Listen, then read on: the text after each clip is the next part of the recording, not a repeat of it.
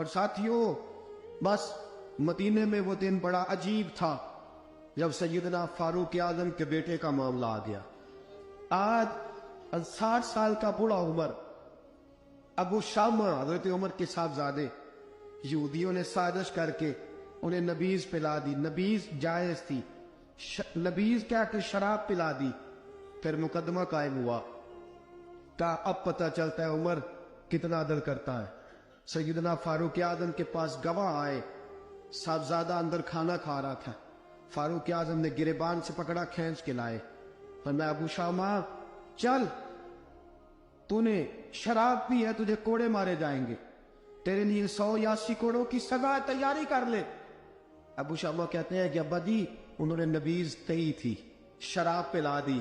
فرمایا تو نے پی کیوں؟ تو نے پی کیوں؟ بڑے بزم میں بار شیر مسجد نبوی کا فاروق اعظم، اولاد تو بزدل کر دیتی ہے نا بندے کو، اولاد تو کمزور کر دیتی ہے۔ آج مدینے نے عجیب ماجرا دیکھا، حضرت فاروق اعظم کی زوجہ روتی ہوئی آئی، کہنے لگی حضرت جی میرا لخت جگر ہے، ایک کوڑے کے بدلے پیدل حج کروں گی، ایک کوڑے کے بدلے صدقہ اور خیرات کروں گی، میرا بیٹا غلطی کر بیٹھا ہے، یہ کام نہ کرے۔ آپ نے فرمایا تو مجھے کہتی ہے میں یہ کام نہ کروں؟ تیرے حج اور تیرے کوڑے کیا کرتے، تیرے حج اور صدقے کیا کرتے ہیں؟ کوڑے لگانا میرے مصطفیٰ کی شریعت کا قانون ہے۔ تو بیٹے کی بات کرتی ہے، عمر کا اپنا معاملہ بھی ہوتا تو عمر یہی سلوک کرتا۔ لوگوں نے کہا حضرت جی آپ تھوڑی دیر، ابھی ان کی والدہ پریشان ہے، گھر میں پریشانی ہے، ذرا ٹھہر جائے، کل پرسوں ترسوں سزا دے لیجیے گا۔ فرمایا تمہیں یاد نہیں جب مدینے کی ایک بی پی نے چوری کر لی تھی اور میرے مصطفیٰ کی بارگاہ میں کہا گیا تھا حضور ذرا ٹھہر جائے، سزا نہ دے، تو حضور نے فرمایا تھا اگر فاطمہ بھی چوری کرتی تو ہاتھ کاٹ دیتا۔ تمہیں یاد نہیں میں تیرے مصطفیٰ کے ٹکڑے کھانے والا ہوں، میں کیوں دیر کروں؟ اس نے گناہ کرنے میں دیر کی ہے جو سزا میں دیر کروں، برساؤ کوڑے۔ حضرت افلا نامی غلام، حضرت جی آپ کا لخت جگر ہے۔ فرمایا لخت جگر نہ دیکھ، مصطفیٰ کا قانون دیکھ، میرا بیٹا نہ دیکھ، مصطفیٰ کے قانون کا قیام ضروری ہے۔ اگر علی بیٹے کی قربانی دے سکتا ہے، اگر لوگ فاطمہ کے بیٹے کی قربانی یاد رکھیں گے تو تاریخ کبھی بھی عمر کے بیٹے کی قربانی نہیں بھولے گی۔ فرمایا غلطی سے ہو گیا یا جیسے بھی، اسے خیال کرنا چاہیے تھا، کوڑے لگاؤ۔ 80 کوڑے لگے تو بیٹے کی روح پرواز کر گئی۔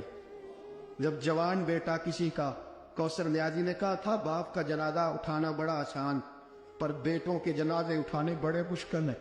جب فاروق اعظم کا بیٹے کا انتقال ہوا، بیٹے نے آنکھیں کھولی، باپ کی طرف دیکھا تو سیدنا فاروق اعظم عدل و انصاف، 2 آنسو آنکھوں میں آئے، کہ بیٹا حضور سے جا کے کہنا کہ عمر نے بیٹا نہیں دیکھا، آقا تیرا قانون دیکھ، جا کے حضور سے میرا پیغام دینا۔ حضرت ابو شامہ رضی اللہ تعالیٰ عنہ وصال کر گئے۔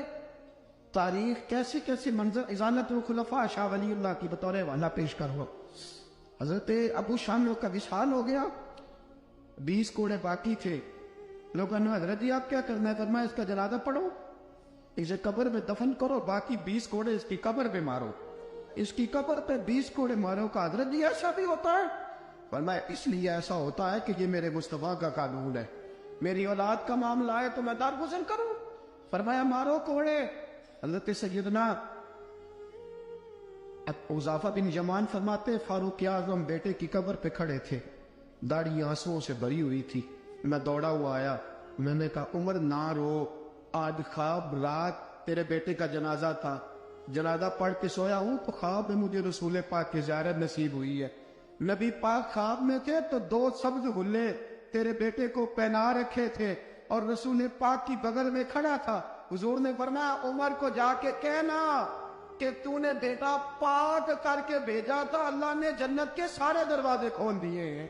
اللہ نے عمر کو میرا سلام کہنا اور اسے کہنا عمر تیرا حدود اللہ قائم کرنا خدا کو بھی پسند ہے، مصطفیٰ کو بھی پسند۔ ساتھیو عمر انتقال کر گئے، 26 ذی الحجہ کو زخم لگا، یکم محرم کا دن، آج کا دن حضرت فاروق اعظم کو یاد رکھنا، لوگوں کو بتانا، دن بار عمر کی باتیں کرنا، خراج تحسین پیش کرنا۔ حضرت فاروق اعظم کو زخم لگا، آپ نے فرمایا اپنے بیٹے سے بیٹا جا حضرت عائشہ کے پاس، गुंबद खजरा में 3 लोगों के दफन होने की जगह है।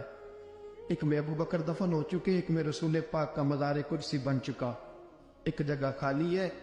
जाके आयशा से पूछना, मुझे पता है वो 18 साल की उम्र में रसूल पाक पर्दा कर गए थे। 18 साल सैयदा की उम्र थी। आयशा ने जगह अपने लिए रखी हुई है। जाके बाहर खड़े होके कहना, अम्मा जी, उमर कहता मेरा दिल करता है, मेरा दिल करता है कि मुझे नबी पाक की गुंबद के साए में जगह मिले। जाके अर्ज करना, और बेटा बाहर खड़े रहना, ज्यादा जिद ना करना, मोमिनों की माँ है। हजरत सैयदना अब्दुल्ला इब्ने उमर के बाहर खड़ा था, दरवाजे के बाहर खड़े होके कहा कि उमर का बेटा हो। अम्मा जी, उमर फरमाती इजाजत दो तो दिल करता है नबी पाक के साथ लेट जाऊं। वफा में गुजार दी उम्र सारी, सारी जिंदगी लै सजना आसा तोड़ निभाई, दिल करता है हुजूर के साथ लेटने को। तो हजरत आयशा सिद्दीका, हजरत अब्दुल्ला इब्ने उमर फरमाते हैं मैं दरवाजे से बाहर खड़ा था, लेकिन आयशा के रोने की आवाजें बाहर तक आ रही। हजरत आयशा सिद्दीका हिचकियां लेके रोई। सैयदा आयशा ने फरमाया, उमर से जाके कहना, उमर कोई कब्र की जगह किसी को नहीं देता, लेकिन उमर तूने वफा की तारीख बनाई है, उमर तूने कमाल कर दी है, उमर तूने हद कर दी है। उमर को जाके कहना कि मैं जन्नतुल बकी में दफन हो जाऊंगी, जहां मेरा वक्त आएगा दफन हो जाऊंगी, लेकिन उमर तेरी खिदमत कहती है कि तुझे नबी के साथ दफन होना चाहिए। सैयदना अब्दुल्ला इब्ने उमर फरमाते हैं कि जब दफन होने के पानी पर सैनियां रंगा रंग खड़े, तरे औसदा जानिए जिसदा तोड़ चढ़े। फरमाते आया, उमर को आके बताया, पेशानी खून से भरी हुई। उमर ने सजदे में रख दी, रो के कहा, आज मेरी तोड़ निभ गई है। हजरत फारूक आज़म मुस्तफा के साथ लेट गए। मेरे नबी ने फरमाया, उमर मैं तुझे अपने पड़ोस में दफन कर रहा हूं, तूने अगर राय वफा में बेटे तक कुर्बान कर दिए है ना, तो कयामत तक जो मुझे सलाम करने आएगा तुझे भी सलाम करके जाए।